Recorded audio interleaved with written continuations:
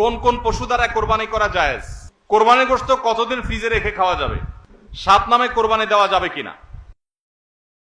কোন কোন পশু দ্বারা কোরবানি করা জায়েজ? কোন কোন পশু দ্বারা কোরবানি করা জায়েজ ভাই? এটার উত্তর হলো কোরবানি করা যাবে উট দিয়ে, যদি উটের বয়স হয় 5 বছর। কয় বছর? 5 বছর বয়সী উট।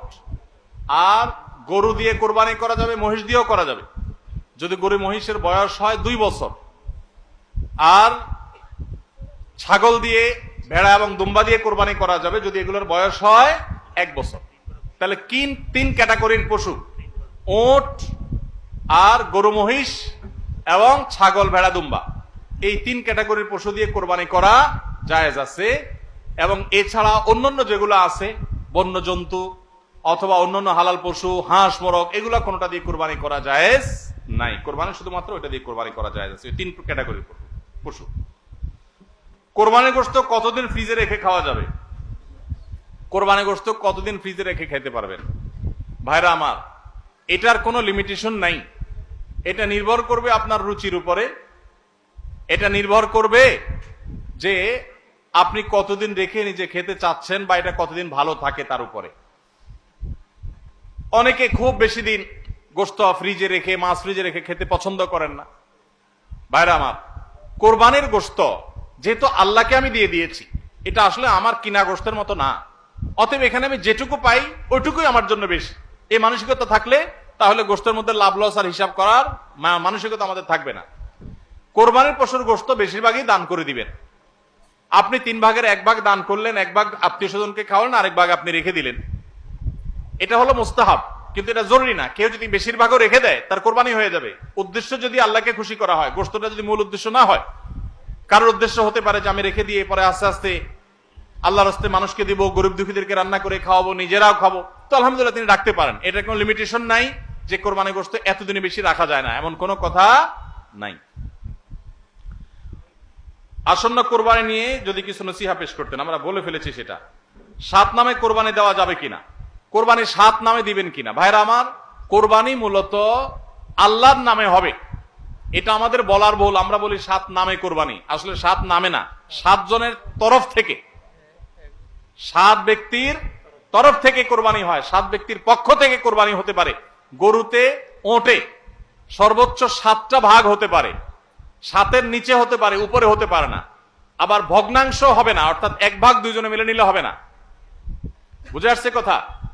3 ভাগ হতে পারে, 2 ভাগ হতে পারে, 7 ভাগ সর্বোচ্চ হতে পারে। 7 ব্যক্তির পক্ষ থেকে কোরবানি যথেষ্ট হবে। গরু এবং ওটে, মহিষে, এগুলোতে যথেষ্ট হবে। পরিষ্কার নবী করিম সাল্লাল্লাহু আলাইহি ওয়াসাল্লামের হাদিস রয়েছে। আজকাল অনেক আলেমরা এটা নিয়ে, বা কোন কোন আলেমরা এটা নিয়ে মত পার্থক্য করেন, দুর্ভাগ্যজনক সেটা। এটা নিয়ে সংখ্যাগরিষ্ঠ ইমামদের দ্বিমত নাই। আরব আজম কোন দেশে সংখ্যাগরিষ্ঠ আলেমদের কোনো দ্বিমত নাই যে গরু, ওট এগুলো 7 ব্যক্তির তরফ থেকে যথেষ্ট হবে। অভ্যাস করানোর জন্য কাউকে নফল ইবাদতের জন্য চাপ প্রয়োগ করা জায়েজ আছে কিনা? নফল ইবাদতের জন্য সাধারণ অবস্থাতে চাপ প্রয়োগ করা জায়েজ নাই, কিন্তু অধীনস্থ লোকজন, নিজের ঘরের লোকজন, তাদেরকে মৃদু চাপ দেয়া যেতে পারে, যেটা জুলুমের পর্যায়ে যাবে না। সেটা হলো দাবির জায়গা থেকে, সেটা শেখানোর জন্য, অভ্যাস করানোর জন্য অধীনস্থ নিজের পরিবারের সদস্য এরকম লোকদেরকে। তাও চাপ বলতে যেটা বুঝায় যে জবরদস্তি করলেন, কষ্ট হলো তাকে করালেন, এটা করা জায়েজ নাই, কারণ এটা ফরজ ইবাদত না। নবী করিম সাল্লাল্লাহু আলাইহি ওয়াসাল্লাম রমজানের শেষ দশকে পরিবারের লোকদেরকে ঘুম থেকে ডেকে তুলতেন ইবাদতের জন্য, নফল ইবাদতের জন্য। তো এই টাইপের পরিবারকে আপনি আহ্বান করতে পারেন। এটা কিছুটা জোরাজুরি বলা যেতে পারে বাহ্যিক অর্থে, কিন্তু চাপ প্রয়োগ বলতে জুলুম যদি বুঝায় বা জবরদস্তি যদি বুঝায়, তো অভ্যাসের জন্য জবরদস্তি করানো জায়েজ নেই, কারণ বিষয়টা নফল। পিরিয়ড অবস্থায় মুখস্থ সূরা বা কোরআনে কারীম থেকে তেলাওয়াত করা যাবে কিনা? পিরিয়ড অবস্থায় কোরআন তেলাওয়াত করার ব্যাপারে জমহুর বা সংখ্যাগরিষ্ঠ ইমামদের মত হলো মা বোনরা পিরিয়ড অবস্থায় কোরআন তেলাওয়াত করবেন না। তারা কোরআন তেলাওয়াত শুনতে পারেন, তারা ইসলামিক বই পুস্তক পড়তে পারেন, তারা অন্যান্য দ্বীনি বই, তাফসীর গ্রন্থ, হাদিস গ্রন্থ পড়তে পারেন, দোয়া দুরূদ জিকির আজকার সব করতে পারেন, কিন্তু কোরআন তেলাওয়াত তারা করবেন না, কোরআন স্পর্শ করবেন না। এটা হলো জমহুর এবং সংখ্যাগরিষ্ঠ ইমামদের মত। আমার বাবা একজন ব্যবসায়ী, তিনি ব্যবসায় হারাম করেন। আমি ঠান্ডা মাথায় অনেক করে বুঝিয়েছি, এর কারণে আমাকে দোকান থেকে বের করে দিয়েছেন। এখন এই ব্যবসার টাকা কি আমি খেতে পারবো? আমার জন্য কি হারাম হবে? পুরো ব্যবসাটা যদি হারাম হয়, এবং হারামের উপরে দাঁড়ায় থাকে, তাহলে আপনি নিজে যেহেতু দোকানদারি করতেছেন তার মানে নিজে কিছু করতে পারবেন, তাহলে আপনার জন্য জায়েজ নাই। আপনি প্রাপ্তবয়স্ক হলে আপনার বিকল্প উপার্জনের পথ আপনাকে খুঁজে বের করতে হবে। আপনি টিউশনি করে হোক, অন্য জায়গায় চাকরি করে হোক, নিজের হালাল উপার্জন করবেন। হারাম সম্পূর্ণ হারাম হলে সেটার উপর নির্ভর করতে পারেন না। হ্যাঁ, দুই একটা আইটেম হারাম আছে, ম্যাক্সিমাম হালাল, এরকম যদি হয় তাহলে সেক্ষেত্রে আপনার জন্য এটা সম্পূর্ণ হারাম হবে না। কিন্তু বাবাকে হারাম থেকে ফেরাতে পারছেন না, পরিপূর্ণ হারাম, তাহলে নিজে বিকল্প উপার্জনের পথ খুঁজে বের করবেন। কোন কারণ ছাড়াই এই গ্রামের 3টি মসজিদে ঈদের জামাত অনুষ্ঠিত হয়, অথচ এই গ্রামে পূর্বে সবাই একত্রিত হয়ে ঈদগাহে সালাত আদায় করত। এ নিয়ে গ্রামের মানুষের মধ্যে বৈষম্য, মতপার্থক্য দেখা দেয়।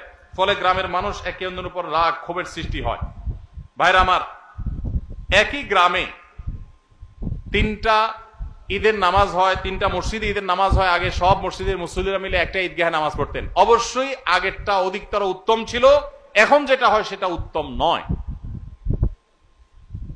ঈদ এটা নিয়ম হলো মাঠে হবে, মসজিদে হবে না।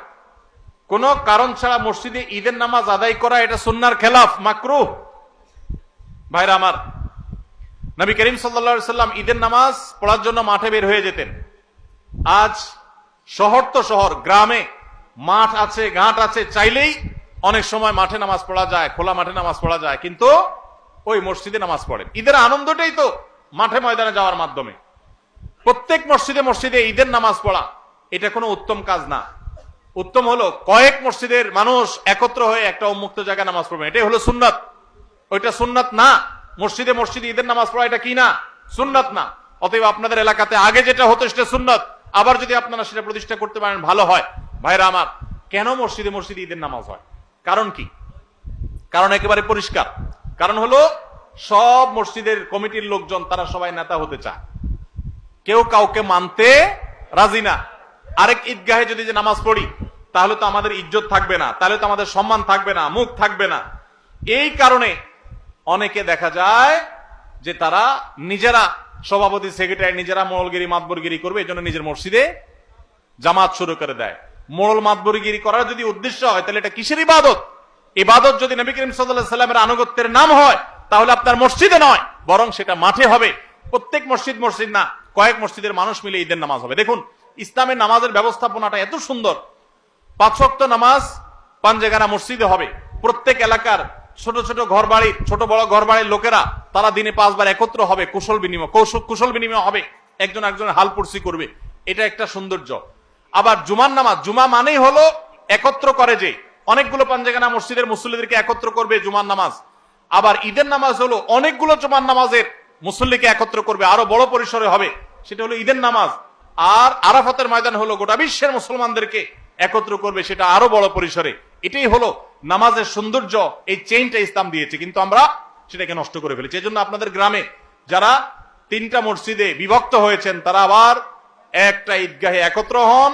আল্লাহ আপনাদেরকে সুন্নাতের উপর আসার তৌফিক দান করুন। আমিন।